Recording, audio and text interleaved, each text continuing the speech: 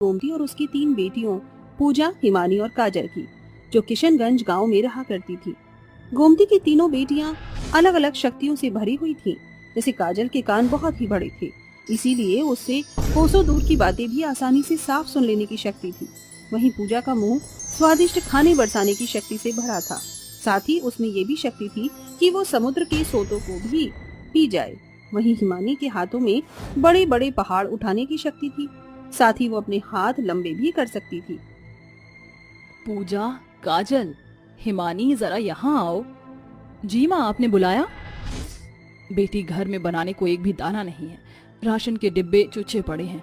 मैं राशन लेने बनिया के पास जा रही हूँ, तुम अंदर से दरवाजा बंद कर लो। मगर माँ, जब भगवान ने मेरे मुंह को स्वादिष्ट खाना देने की शक्ति से भरा हुआ है, तो फिर तुम्हें उस बनिए से राशन उधार बाकी लेने की क्या जरूरत है? हाँ माँ, जब आपकी तीनों बेटियां तिलिस्मी शक्तियों से भरी हुई हैं, फिर आप क्यों हमें हमारी शक्तियों का इस्तेमाल नहीं करने देती? क्योंकि इस राज को राज रखने में ही भलाई है मेरी बच्चियों। ये गांव नहीं समझेगा कि तुम्हारे अंदर जादुई शक्तियां हैं, बल्कि समाज तुम्हें डायन पिशाचन समझकर पथराव करके मार डालेगा। और मैं अपनी बेटी को किसी भी कीमत में खोना नहीं चाहती, क्योंकि तुम्हारी गरीब माँ ने तुम्हें अपने खून से सींचा है और 9 महीने गर्भ में ढोया है। इसलिए तुम्हारे जादू को राज रखने में ही तुम्हारी जिंदगी है। ऐसा कहकर गोमती अपनी तीनों बेटियों को गले लगाकर बिलक बिलक कर रोने लगती है। इसी तरह समय ढलता है। एक दिन तीनों बहनें पानी भरने के लिए गांव की नदी पर आती हैं, जहां गांव के मछुआरे गोपी और बिरजू नाव में बैठे पानी में जाला डाले हुए थे। अरे ओ बिरजू, सवेरे से नदी के किनारे पर जाला डाले बैठे हैं, ससुरा कछू भी हाथ नहीं आया। अगर मछलियां नहीं मिली हैं तो बाजार में का घुइयां बेची हैं। अरे तो का करे, मछलियों के चक्कर में माहुर खा के मर जाए। दोनों मछुआरे आपस में झगड़ने लगते हैं। तभी नदी के गोते में उठ रही मछलियों की आवाज से काजल के जादुई कान हाथी के कान जितने बड़े हो जाते हैं। गोपी भैया, बिरजू भैया, वो नदी की गहराई में जाओ, वहाँ ढेर सारी मछलियाँ हैं। दोनों मछुआरे नाव को नदी के बीच की गहराई में ले जाकर पानी में जाला डालते हैं, जो मछलियों से खचाखच भरकर जाला फटने को हो जाता है। फिर दोनों मछलियों से भरी हुई नाव को नदी से बाहर लाने लगते हैं। अरे बिरजुआ, ये नाव तो बढ़ ही नहीं रही है, बल्कि पानी के उफान से पीछे सरक रही है। अब क्या करें? ठहरो भैया, मैं मदद करती हूँ। ऐसा कहते हुए हिमानी अपनी जुबान से कुछ शब्द गुनगुनाती है, जिसके बाद उसके हाथ बहुत लंबे होकर नदी में फंसी नाव को बाहर लाते हैं। और हिमानी का जादू देखकर डर के मारे गोपी और बिरजू का चेहरा पीला पड़ जाता है और उनके दांत बजने लगते हैं, और वो एक ही शब्द बड़बड़ाते हुए गांव के सरपंच के घर की ओर दौड़ लगाते हैं। चुड़ैल, चुड़ैल, भाग गोपी भाग। बिरजू और गोपी सरपंच को नदी पर घटी घटना बताते हैं। कुछ ही देर में ये बात आग की तरह गांव में हर घर में फैल जाती है। और फिर गोमती और उसकी तीनों जादुई बेटियां सरपंच के पास आती हैं। गांव वालों, अब तुम ही बताओ, इनका क्या फैसला किया जाए? सरपंच जी, मैं तो कहती हूँ इस विधवा गोमती को इसकी तीनों राक्षसी बेटियों के साथ गाज पर टांग दो। राम जी, झूठ ना बुलाए, मगर सरपंच जी, मुझे तो पहले ही शक था इस गरीब विधवा पर। क्यों कमला, मैं ना कहती थी कि गोमती ने अपने पति की बलि चढ़ाकर डायन में पक्की हो गई है और अपनी बेटियों को भी काली शक्ति दी है। ऐसा मत कहो पद्मा मौसी, हमारी माँ डायन नहीं, और हमारे अंदर जो जादुई शक्ति है वो हमें कुदरत से मिली है। हाँ सरपंच जी, मेरी बेटियों में जादुई शक्ति है, यकीन कीजिए। सरपंच जी, आप इन मनहूस माँ बेटियों की एक मत सुनना। ऐसे लोगों को तो पत्थर मार मार कर मौत के घाट उतार देना चाहिए, वरना ये और इसकी तीनों बेटियां हमारे गांव को खा जाएंगी। पूरा गांव गरीब गोमती और उसकी बेटियों के लिए एक की 4 झूठी बात बोलते हैं, जिससे सरपंच जी का मन गांव वालों की बातों में घुल जाता है और पूरा गांव गोमती की बेकसूर बेटियों को पत्थर मारता है। वो गरीब माँ सभी के आगे गिड़गिड़ाती हुई कहती है, रुक जाओ, मेरी बच्चियों को मत मारो, मैं तुम्हारे आगे भीख मांगती हूँ। आखिरकार पूरा गांव गोमती और उसकी बेटियों को अधमरा करके घसीट कर गांव से बाहर फेंक देता है।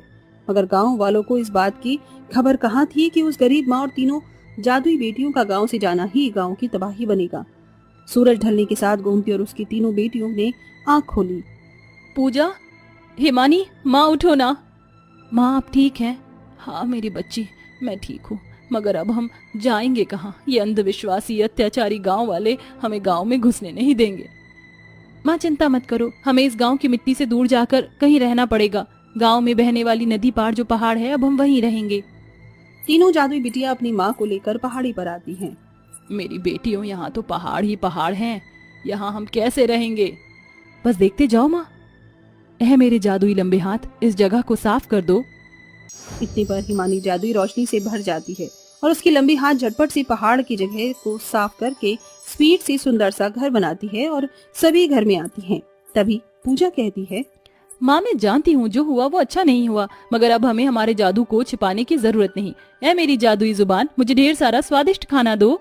इतना कहती ही पूजा सर से लेकर पैर तक जादू से भर जाती है और उसका चेहरा बड़ी चमक से खिल जाता है और उसके मुंह से स्वादिष्ट खाने से खचाखच भरी थालियां निकलती हैं, जिसे सभी साथ मिलकर खाते हैं। ये देखकर उस गरीब मजबूर माँ की आंखों में खुशी के आंसू आ जाते हैं। अरे ये क्या माँ, तुम रो रही हो? खुशी के आंसू हैं बेटी, क्योंकि आज मुझ गरीब माँ के लिए बड़ा दिन है। मेरी बेटियाँ अपने जादू को छिपाने के लिए मोहताज जो नहीं रही। इस तरह गोमती का हर दिन उसकी जादुई बेटियों के साथ खुशी से बीत रहा था। मगर उस रोज गांव में जैसे तबाही के बादल घिर आए। तभी जैसे ही नदी में तूफानी लहरें उठी तो उसका शब्द सुनाई देते ही काजल के जादुई कान खड़े हो गए। माँ, पूजा, हिमानी, जरूर किसी समुद्र में सुनामी उठा है जिसका असर हमारे गांव की नदी में सौंजे रूप से पड़ रहा है। हमें लोगों को बचाना होगा। फिर गोमती और उसकी तीनों जादुई बेटियों ने बिना वक्त गवाए गांव में कदम रखा और पूजा ने अपनी जादुई जुबान से शोर मचाना शुरू किया। अपने अपने घर से बाहर आ जाओ, गांव में भूकंप आया है। इससे पहले कि घर ढह जाएं, अपनी जान बचाओ। पूजा की जादुई जुबान से निकल रही तेज आवाज में भरा तीखापन सभी के कानों में पड़ा।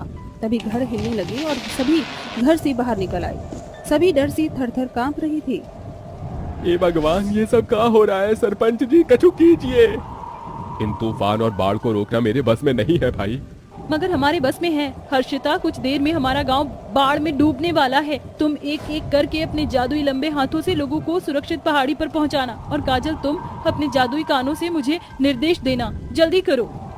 फिर तीनों जादुई बहनें एक शब्द गुनगुनाती हैं, जिसके साथ एक सुनहरी रोशनी उन्हें घेर लेती है और तीनों की जादुई शक्तियाँ जाग जाती हैं।